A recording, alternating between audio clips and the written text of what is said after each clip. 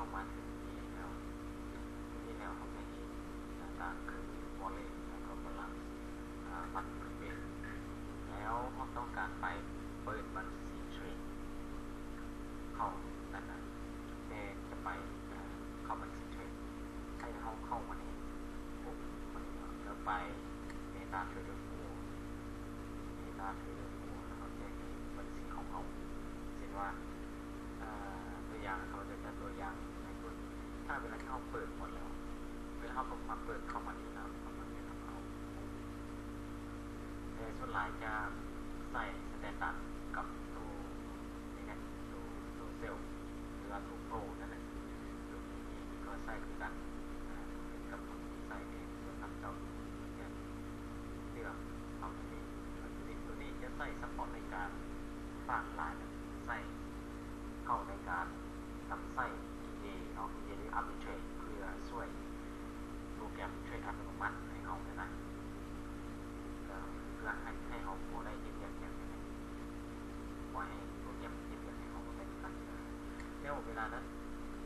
อันนี้คนใหม่ที่บริษัทผู้จะบอกว่าแล้วพาสเวิร์ดที่ล็อกอินเข้าสู่นั้นใส่นะครับเขาจะถามแบบนั้นแต่ผู้ต้องกังวลข้าพเจ้าจะเอาบัญชีของข้าพเจ้าตัวอย่างให้ตัวอย่างว่าดีเนาะไปดูใดก็ได้เขาต้องการดูใดก็ได้ถ้าเข้าไปแต่ด่านตัวเขาไม่เข้าไปที่ตัวเขาเพื่อไปเขาคลิกใส่นะมันจะออกตัวพาสเวิร์ดมาให้เขาตัวพาสเวิร์ดที่เขาต้องการช่วยที่เขาล็อกเขาถ้าเขาต้องการแบบติดตามเขาให้คนติดตามเขาคือเขาไม่ยอมว่าเขาจะคลิกไปพาสเวิร์ดเข้ามาแล้วทุกครั้งที่เขาล็อกเข้ามามันจะเขาจะมีหุกคำแบบที่ผมให้เองแล้วแต่ว่าข้าพเจ้ายังบนทันยังบนทันมีพวกฉะนั้นต้องดาวน์โหลดพวกก่อนแล้วเข้าที่แพลตฟอร์มแล้วไปมีการส่งพวกแล้วหลังจากนั้นก็มาเลือกด้วยโทรศัพท์มือถือตรงนี้คือกันเลยไอโฟนแล้วแอนดรอยระบบแอนดรอยแต่เขาจะใส่คอมตรงไหนคลิกตรงนี้กำลังดาวน์โหลดแล้วเวลาดาวน์โหลดได้เรียบร้อยแล้วเขาก็คลิกลงไปเขาเปิดก่อนแล้วมาคลิก yes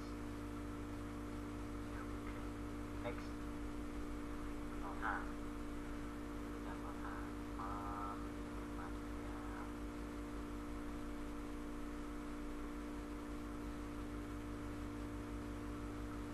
ตอนนี้คือ is แล้วถ้าเวลา is แล้ว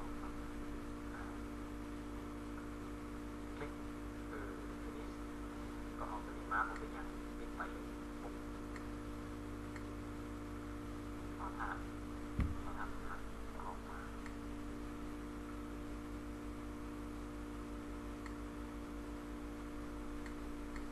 ตอนนี้ได้แล้ว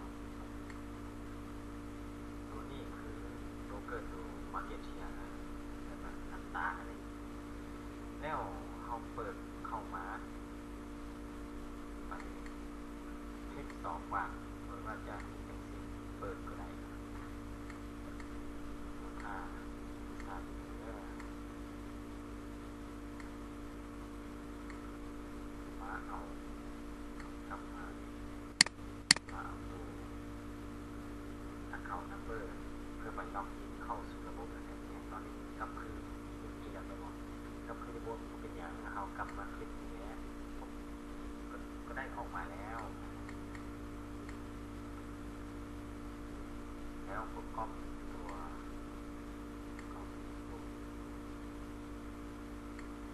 พาสเวิร์ดเอาไว้เองแต่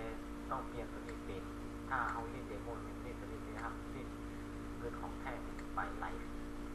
แล้วอย่างตัวเลข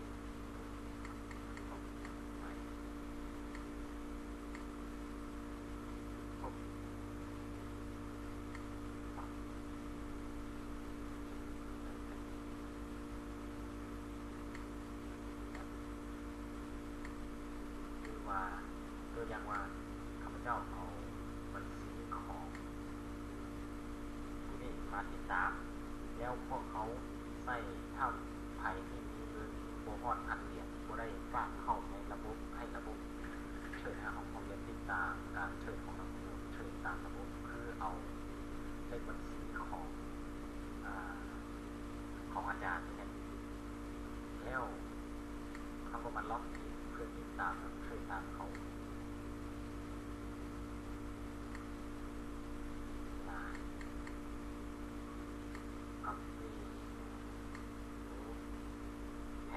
ไว้นี้แล้วก็เอาเบิ้งดูน้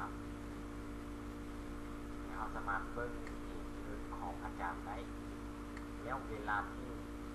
เงินของเขาคือเขาฝากอยู่3,000แต่ตอนนี้เขาถอนไปหมดแล้ววันนี้คือตัวนี้คือประวัติการถอนการเทรดของเขาประวัติการเทรดของระบบ PA แล้วถ้าใครที่ต้องการระบบ PA ข้าพเจ้าจะเอาระบบ PA ให้เบิ่งเด้อว่าระบบ PA หรือ Arbitrage โดยที่ได้กำไรดีกำไรงามโดยมีแมนข้าพเจ้าจะเปิดให้เบิ่งเลยตัวไหนตัวไหนเปิดอะไรตัวออกมาก่อน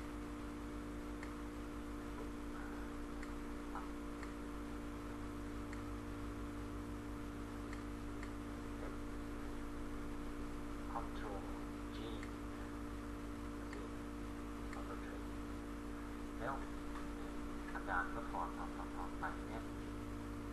มีจอวูกำไรงามถอนด้วยถอนกำไรติดลบติดบวกไปเรียกว่าเฉลี่ยออกมาเขาจะมีกำไรแล้วนะถอนทั้งหมดจอทั้งหมดคือติดลบนี่คือการถอนออกเลยกำไรอันนี้จะถอนออกแล้วเดี๋ยวฝากเมื่อใดมาฝากในเดือน9นี่แหละโอ้เขาวันที่1ถอนวันที่15ถอนออกเลย400 เหรียญโอ้กำไรเนาะกำไรดีถ้าเห็นแบบซีโอผมมีความเสี่ยงเลยได้กำไรก็ตัดไปเงินมันลงก้อนจาก1,000 เหรียญใส่โอ้ก็อยู่อีกแล้วเนี่ย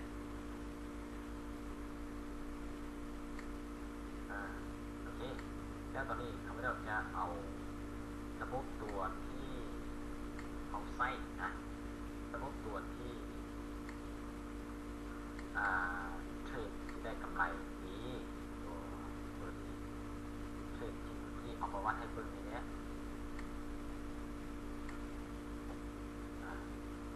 โอเคครับ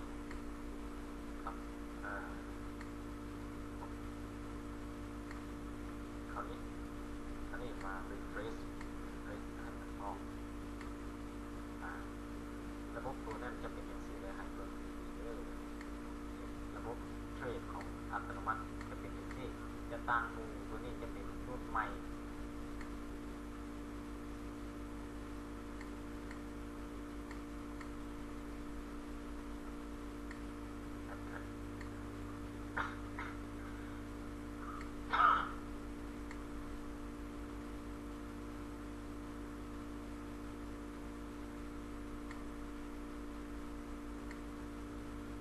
คือโบเห็นว่ามันเป็นตัวนี้แล้วเดี๋ยวหักโบ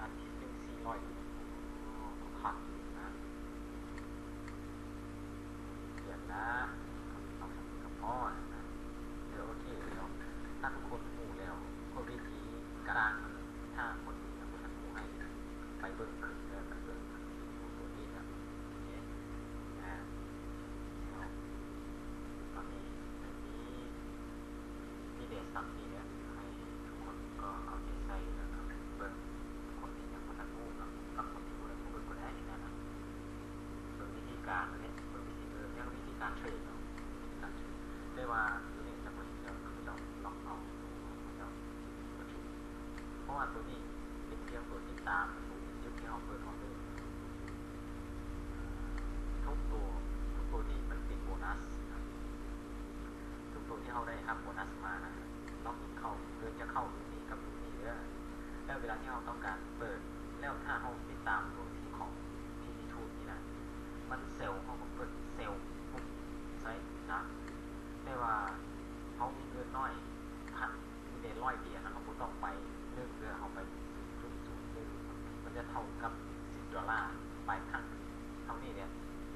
ให้ถือไว้เลยให้ถือไว้นี่คือคนยังทันรู้จะมีหลายคนที่ทันรู้เนาะแต่คนที่รู้แล้วก็ตัวเบิร์ก็ได้เลยเนี่ย